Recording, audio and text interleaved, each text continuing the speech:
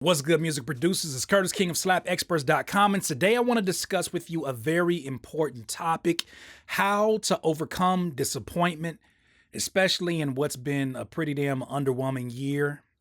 Let's talk about it.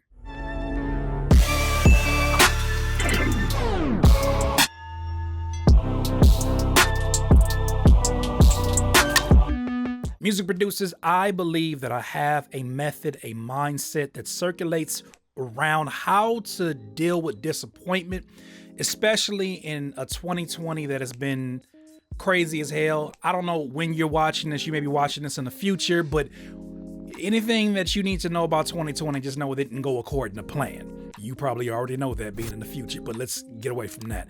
What I want to talk about today is really a new mindset that I had to develop around the topic of disappointment, because disappointment meets all of us as producers in many different ways.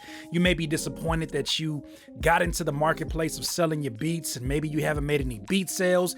You may be tripping over some of the social media numbers going down. I mean, damn, this even affected my channel on YouTube. Social medias are going down left and right. All the numbers and views and vanity statistics are not quite what they've been. You're starting to run into your own fatigue with your own career in terms of what does this mean? I can't currently get in any studios right now. Artists are struggling, so then that puts them in a financial place of vulnerability where they can't pay for beats. I say that to say that there's a lot to be disappointed about right now if you choose to view it from that lens. What I am going to tell you today is not some kind of wishy-washy. It is a real method that I have been testing over the last few months because I still get my disappointments. You don't reach a level of happiness and a level of fulfillment with your music and in life that you don't come across disappointments. Disappointments are required for us to grow. I don't know about you, but I enjoy being in a place where I'm growing, which means that I kind of enjoy the pain of having to grow. That being said, I started thinking about the slow growth individually, specifically with the Curtis King radio station that I put together, the 24-hour stream that I put for Curtis King TV. I started to get a little bit disappointed personally with seeing some of my YouTube numbers drop off, not because my heart or my worth is in statistics, but because I was starting to think like, damn, are people starting to rebel against this information? Are they not interested anymore? Am I boring? Is it because I ain't get no haircut? Y'all ain't like me because I get no haircut? Is it because my lineup wasn't fresh? Well, it's fresh now. See, y'all back? Y'all back or no? You back or no? I was trying to figure out what exactly was the issue. And so I was going through all of my analytics, and what I was ignoring was the fact that human beings at this state right now, at August 2, 2020, at this point, human beings have been stuck inside of their homes since March. What were human beings doing during this time period of being at home? Well, the obvious things. They were eating, they were sleeping, they were cooking, maybe they were kind of going outside with their mask and going and take care of the essentials. But outside of that, human beings have probably been spending a majority of their time on social media. I had a breakdown at the end of last year that had a lot to do with spending too much time on social media. The exposure to everybody's good tweets, bad tweets, happy grams, sad grams, highlights, lowlights, food that looks promising and food that looks like I wouldn't give it to my dog, takes a toll on you. Especially when you're spending the majority of your days on there. I was looking at some of my screen time. I don't know about yours, but mine was sitting around the 10 to 11 to 12 hour range. And being that we are music producers, we have to wear the hats of being a content creator, have to wear the hats of, for instance, for me, being a sound designer or being a mentor or being a generator of content. I hate the term influencer, but having to have that hat on as well, it kind of blurs the lines between time that we spend in leisure and time that we spend in business. And so with that said, I got to a place where I just got sick of people. I got so damn sick of people that I started muting producers left and right because I didn't want to see another beat visualizer. It's my fault for following so many of y'all, but I didn't want to see another beat visualizer. I didn't want to hear nothing about music. I wasn't even sure if I wanted to even work on music. And as you imagine, it got me in a really, really low place. But when I started to do my reading, when I took time to myself, like a lot of people are doing right now, there were some things that I discovered that is going to help me and hopefully help you long term when it comes to dealing with disappointment. When we think about disappointment, I guess it really depends on what you're disappointed about. It can sometimes feel like the end of the world. It can sometimes feel like you put all this energy into this one thing going right and it didn't go right. And somehow that's a reflection of your manhood, your womanhood, a reflection of your value, a reflection of your worth. We know somewhere within us that is not true, but it's so damn difficult not to feel that way. I mentioned it earlier, but I felt that way with seeing the numbers dropping off and not really climbing as fast as I would want them to for the Curtis King, aka Chill Palace Radio. But something that I have been learning by being constantly exposed to risk-taking, constantly exposed to disappointment, is that it is all 1 in a million. This presents me to this mindset that I have about disappointment and just your overall journey as what one of my followers has deemed the Aaliyah effect. Rest in peace, baby girl. Shout out to Aaliyah. She had a beautiful song called 1 in a Million. Your love is a 1 in a million. It goes on and on and on. She wasn't talking about no producer stuff. She talking about somebody love that is just everlasting. I'm applying this to our grind. When you think about it, that beat that you're so frustrated about, that beat that is even getting you to the level of disappointment, is that beat not one of a million beats that you're probably going to produce your entire career if you stay in this and you plan on having longevity? Is that not just one beat of a million beats? I don't want you to focus on the number a million, but I want you to focus on this idea and concept of the infinite, this concept that this is only one of many more to come. 1 in a million.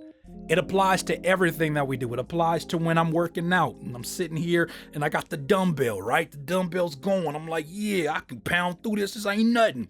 And I get to that 12th one and my arm is like, yeah. I have to remind myself, it is not about applying all the pressure to this one. Why? Because this one is 1 of a million. That beat that you're frustrated on is 1 of a million. That beat sale that you did not get from this email that you were trying to negotiate, maybe an exclusive license, if you didn't get it, it's okay because it's 1 of a million artists that you're going to come in contact with. So I started applying this to literally everything that I found myself getting prematurely frustrated and disappointed about because it didn't give me the immediate gratification that our society has trained us to expect from everything that we want. Even when it came to my video views, which, I explained it a little bit earlier, but you got to think in the minds of just the general population. If you've been only consuming content for the last 7-8 months, or however long it's been, you're probably sick and tired of seeing all these new content creators, all these new funny guys on TikTok. Hopefully TikTok ain't gone by the time this video come out, but you probably are tired of it. You probably like, I need something else stimulating. I need something else to consume this time with. So that's one factor of it. But also, it doesn't matter. Your views don't matter. The likes don't matter. They matter right now to you because you're hyper focused on them. They matter to you right now because that's all you have. But there will come a day, if you plan on having longevity in this, there will come a day that you look back at this time and maybe forget about this time, 1, and 2, you'll look back on that time in a very thoughtful way and say, man, that's really humbling to know that that's where my priorities were. Why? Because them 10 views that you just got, or those 10 plays you got on SoundCloud, them 10 views you got on YouTube, them 11 subscribers that you got right now, is just 1 in a million.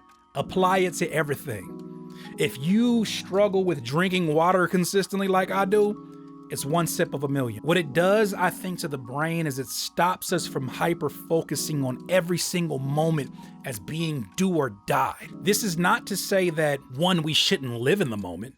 I think living in the moment is much different than hyper focusing on just the negative of the moment.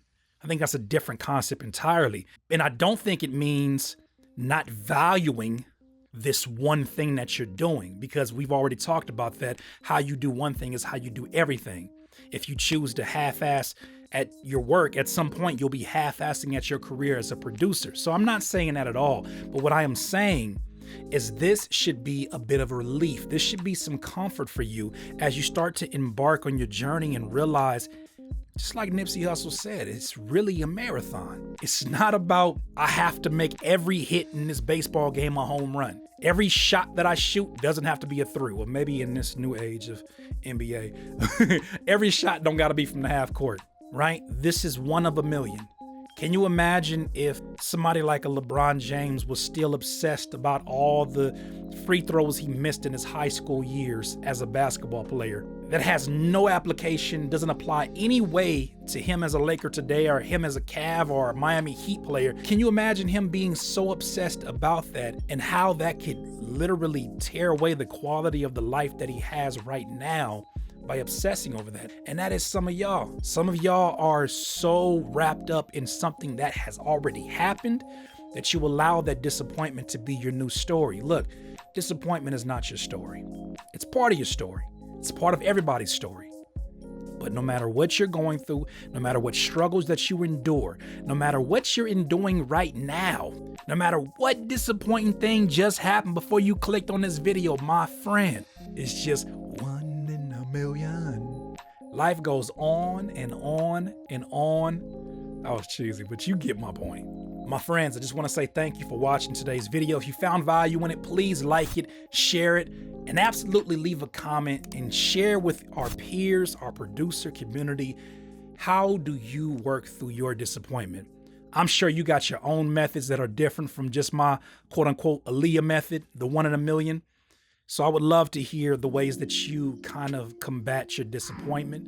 And then also, if you found something helpful in this video, share that down below. I'm going to pin a few comments or pin a comment. And then from there, man, I just want to say thank you for continuing to support this channel. Could care less about what the viewership of it is. It is all one in a million. It goes on and on. Okay, I'm gonna stop singing because I know y'all over there getting all, you know what I'm saying, all happy and stuff.